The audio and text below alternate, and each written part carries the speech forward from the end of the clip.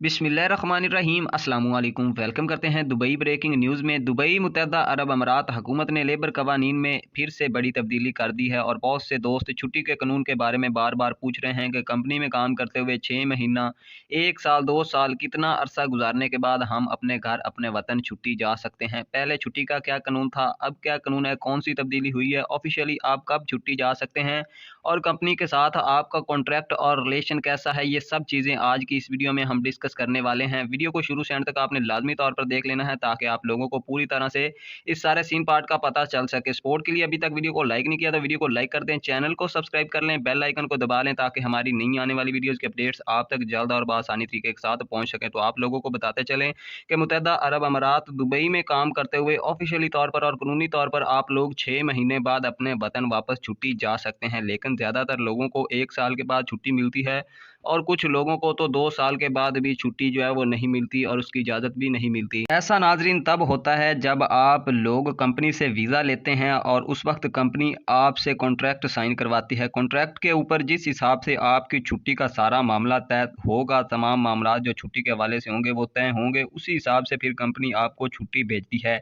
लेकिन कानूनी तौर पर, ऑफिशियली तौर पर आपको 6 महीने बाद इजाज़त है, आप 6 महीने के बाद अपने वतन वापस जा सकते हैं पेड जो छुट्टी होती है या पेड लीव लेकर।